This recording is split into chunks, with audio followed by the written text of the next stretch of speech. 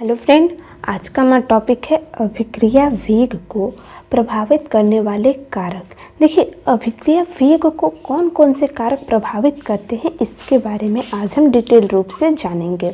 ठीक, आज का हमारा लेक्चर 2 है। इससे पहले हम लेक्चर 1 कंप्लीट कर चुके हैं, जिसमें हम आपको बताए थे अभिक्रिया का वेग क्या होता है, औसत दर क्या होता है और तात्क्षणिक दर क्या होता है, और इसके बेस पर न्यूमेरिकल किस तरह पूछा जाता है उसे हम बताए थे।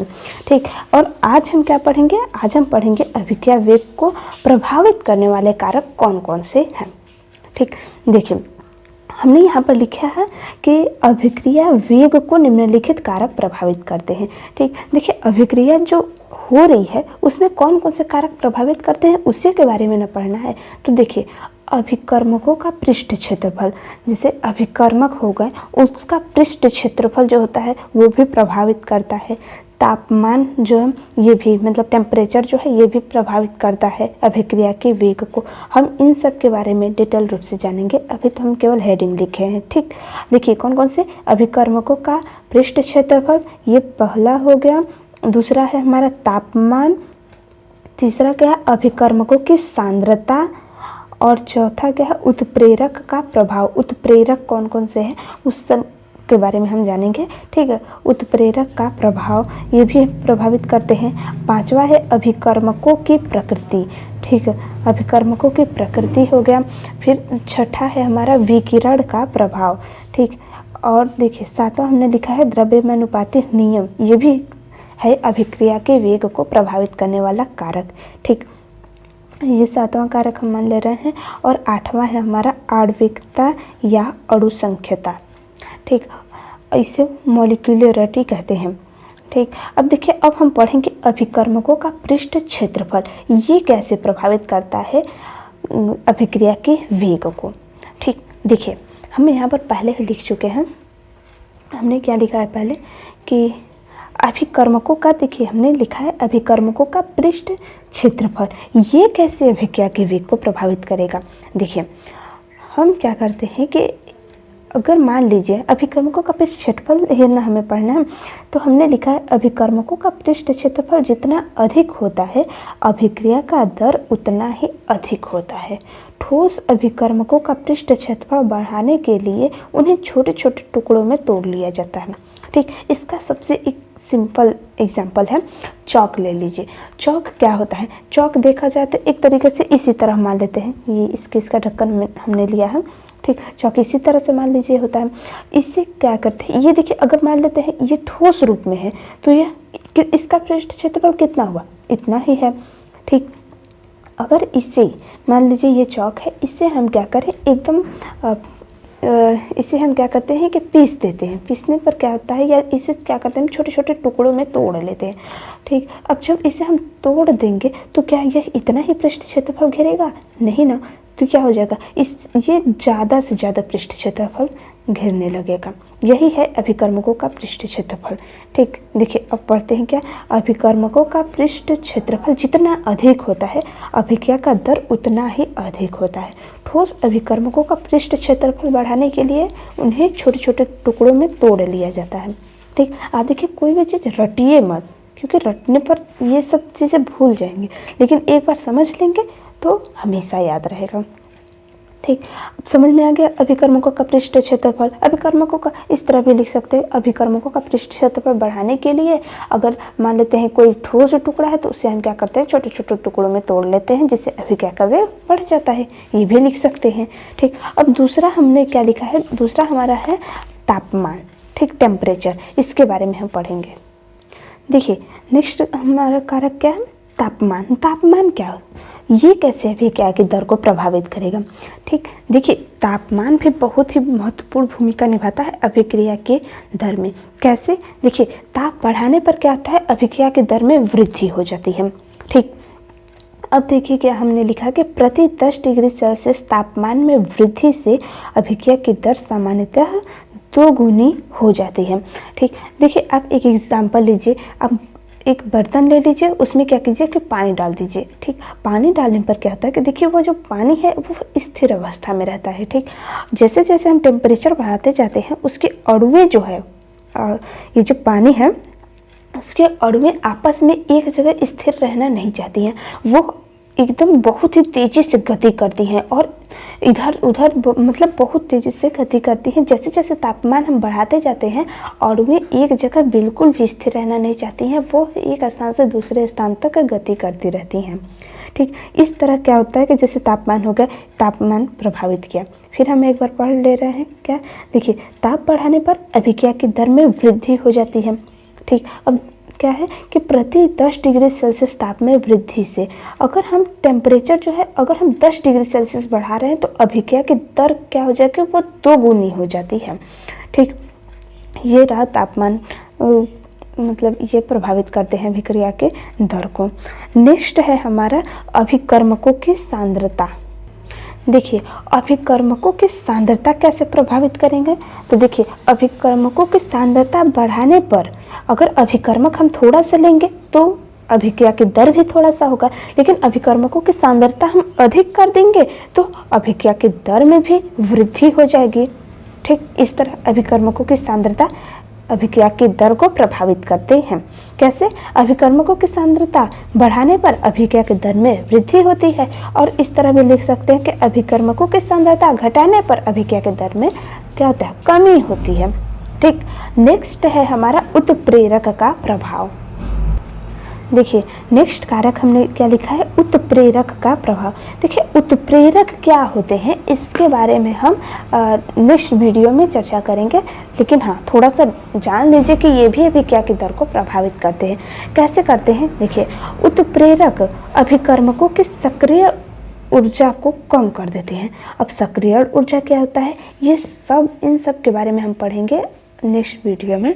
ठीक, क्योंकि यही सब है ही इस चैप्टर में कि सक्रिय ऊर्जा क्या होता है, उत्प्रेरक कैसे अभिक्रिया की दर को प्रभावित करते हैं, अभिकर्मकों की सांद्रता अधिक हो जाती है तो अभिक्रिया की दर में क्या मतलब इस पर क्या इफेक्ट पड़ता है, इसी सब के बारे में तो हमें इस चैप्टर में पढ़ना है। ठीक, तो देखिए यहाँ पर हमने क्या लिखा कि उत्प्रेरक का प्रभाव, उत्प्रेरक कैसे अभिक्रिया की दर को प्रभावित करते हैं। ठीक, देखिए कोई अभिक्रिया हो रही है, अगर वह 10 मिनट में हो रही है, ठीक 10 मिनट में कोई अभिक्रिया हो रही है, अगर मान लीजिए उसी अभिक्रिया में क्या होता है कि कोई और तत्व आ जाए, ठीक उत्प्रेरक उसे कहेंगे कोई और तत्व आ जाए और उसकी उपस्थिति में क्या होता है कि अभिक्रिया की दर में या फिर वृद्धि हो जाती है या फिर कमी।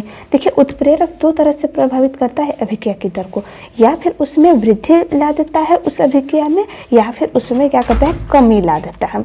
ठीक, तो देखिए उत्प्रेरक का प्रभाव हम यहाँ पर क्या पढ़ें कि कौन कौन से कारक अभिक्रिया के वेग को प्रभावित करते हैं, तो वही है कि अभिक्रिया ये जो उत्प्रेरक है अभिकर्मकों की सक्रिय ऊर्जा को कम कर देता है। क्या करता है, अभिकर्मकों की सक्रिय ऊर्जा को कम कर देता है, जिससे अभिक्रिया की दर में वृद्धि हो जाती है। ठीक, हम यहाँ पर वृद्धि के बारे में पढ़े हैं, और उत्प्रेरक हम बता रहे हैं ना कि 2 तरह से प्रभावित करता है, या फिर अभिक्रिया को अधिक मतलब अभिक्रिया का जो रेट है उससे अधिक कर देता है, या फिर उसमें कमी ला देता है। ठीक, नेक्स्ट कारक है हमारा विकिरण का प्रभाव, या फिर अभिकर्मकों की प्रकृति पहले देख लेते हैं। नेक्स्ट कारक है हमारा अभिकर्मकों की प्रकृति। देखिए अभिकर्मकों की प्रकृति ये कैसे अभिक्रिया की दर को प्रभावित करता है। ठीक, देखिए अभिकर्मकों की सक्रिय ऊर्जा, देहली ऊर्जा या आयनन ऊर्जा या इलेक्ट्रॉन बंधुता आदि विशिष्ट होते हैं, अतः विभिन्न अभिकारकों की क्रियाशीलता भिन्न भिन्न होती है। ठीक, जब ये सभी अलग अलग होंगे तो अभिकारकों की क्रियाशीलता भी तो अलग अलग ही होगी। ठीक, जिन अभिकारकों की क्रियाशीलता अधिक होती है उसकी अभिक्रिया दर भी अधिक होती है। ठीक, देखिए ये जो सक्रिय ऊर्जा है, देहली ऊर्जा है, आयनन ऊर्जा है, इलेक्ट्रॉन बंधुता है, इन सब के बारे में हम आगे बताएंगे, लेकिन हम केवल छोटी छोटी बातें देख रहे हैं ना कि अभिकर्मकों मतलब अभिक्रिया की दर को कौन कौन से कारक प्रभावित करते हैं। अगर हम इन सब के बारे में लगेंगे डिटेल रूप से बताने लगेंगे तो क्या हो जाएगा कि ये जो हम टॉपिक पढ़ा रहे हैं ये बहुत ही लंबा हो जाएगा और आप इसे याद भी नहीं कर पाएंगे, नहीं समझ पाएंगे अच्छे से। इसलिए हम क्या करेंगे कि छोटे छोटे वीडियो हम बनाते जाएंगे और छोटे छोटे टॉपिक जैसे सक्रिय ऊर्जा, देहली ऊर्जा, इन सब के बारे में बताते जाएंगे और आपको भी समझ में आएगा, हमें भी पढ़ाने में मज़ा आएगा। ठीक, देखिए हम ये समझ में आ गया कि अभिकर्मकों की प्रकृति क्या होती है। देखिए हमने क्या लिखा है कि अभिकर्मकों की सक्रिय ऊर्जा, देहली ऊर्जा या आयनन ऊर्जा, इलेक्ट्रॉन बंधुता आदि विशिष्ट होते हैं। ठीक, अतः विभिन्न अभिकारकों की क्रियाशीलता भिन्न भिन्न होती है। जिन अभिकारकों की क्रियाशीलता अधिक होती है उसकी अभिक्रिया दर भी अधिक होती है। ठीक, अब हम पढ़ेंगे विकिरण का प्रभाव। देखिए विकिरण का प्रभाव क्या है। ये जो विकिरण है, देखिए हमारा नेक्स्ट टॉपिक है विकिरण का प्रभाव। ये जो विकिरण है ये क्या करते हैं कि ये जो मतलब विकिरण का मतलब क्या हुआ कि प्रकाश जो है, मतलब लाइट जो है, इसका जो किरण पहुंच रही है इसी पर ये मतलब इससे भी अभिक्रिया जो है वह प्रभावित होती है। ठीक, देखिए हम यहाँ पर लिखेंगे क्या को कुछ अभिक्रिया ऐसी होती हैं या फिर कुछ अभिक्रिया जो है, कुछ अभिक्रिया प्रकाश की उपस्थिति में संपन्न होती हैं। प्रकाश की उपस्थिति में संपन्न होती हैं।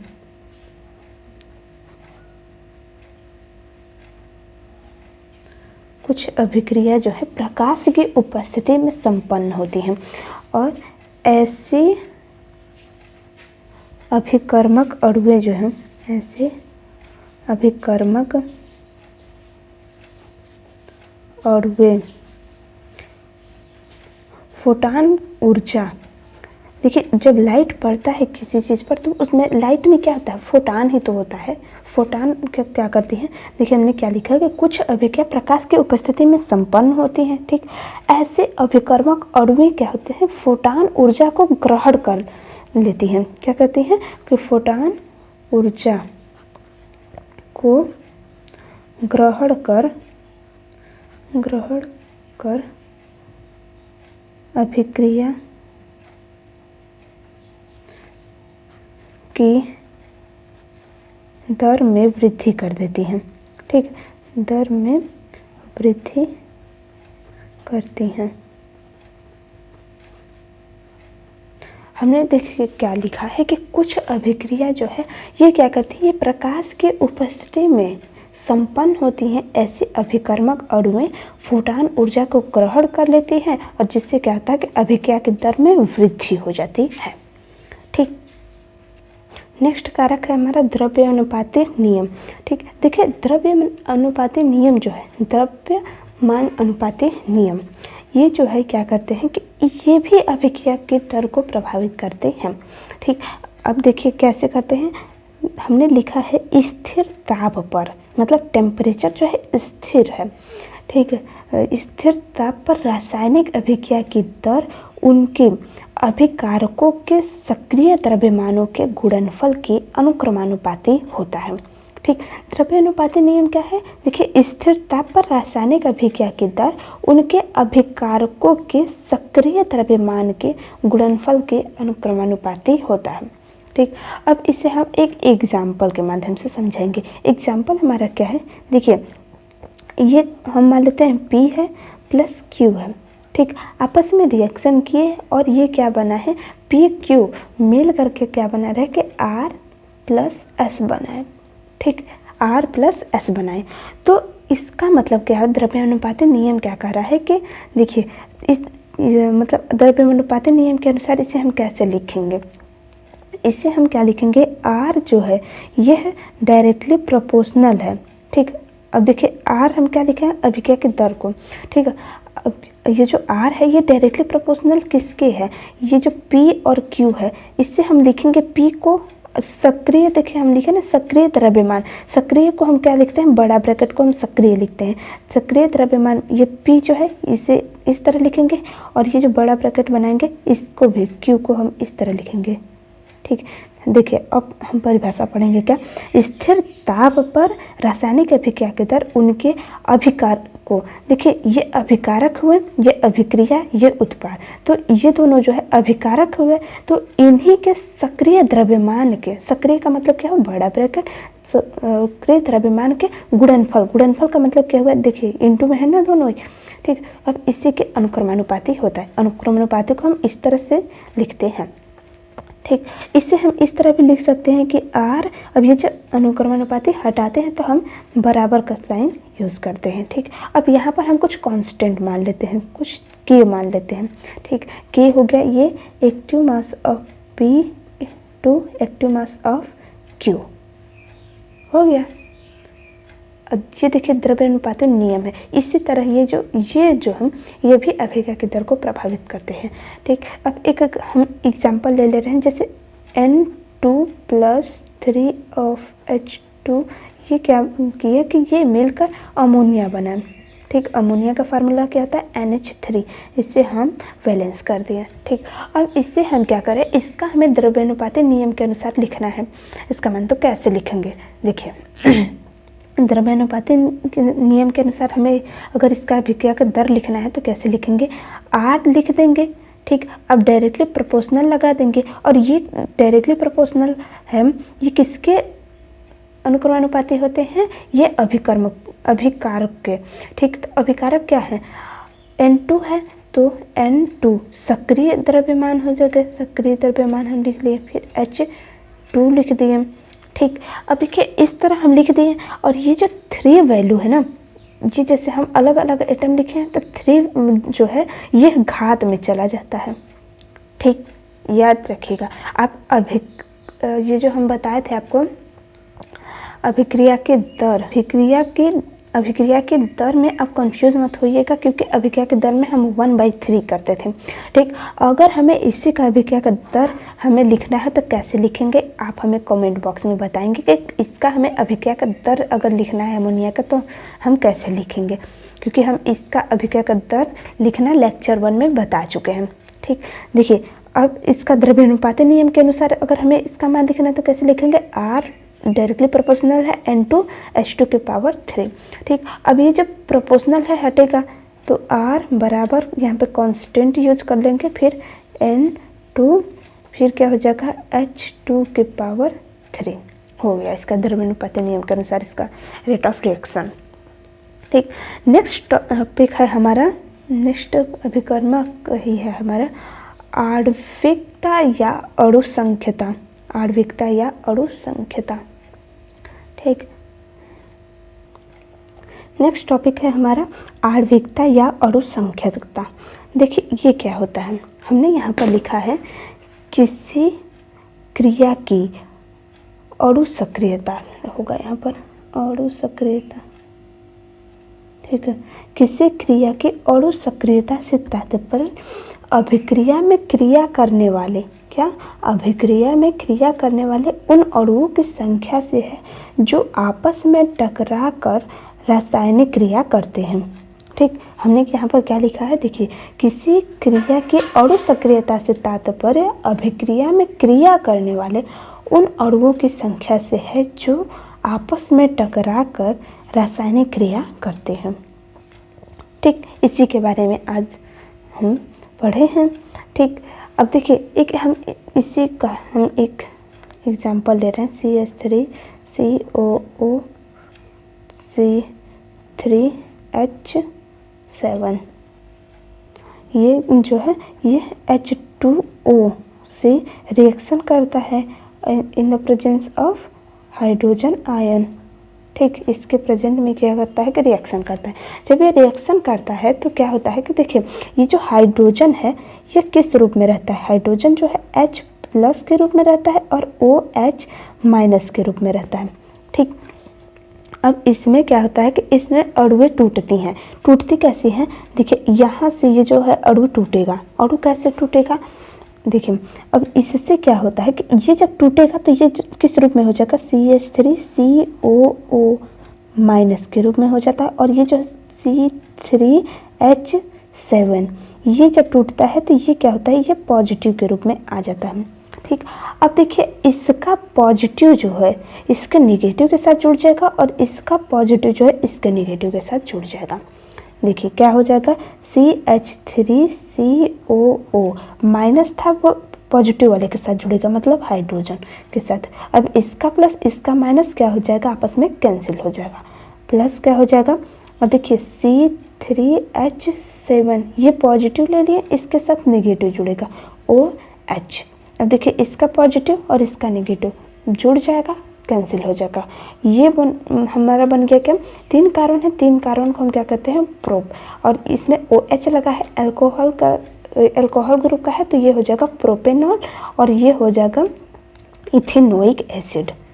ठीक, देखिए आज हमने इतना मतलब अभिकारकों की दर को प्रभावित करने वाले कारक के बारे में पढ़ा है। ठीक, आज का वीडियो कैसा रहा आप हमें ज़रूर कमेंट बॉक्स में बताइएगा। Thank you.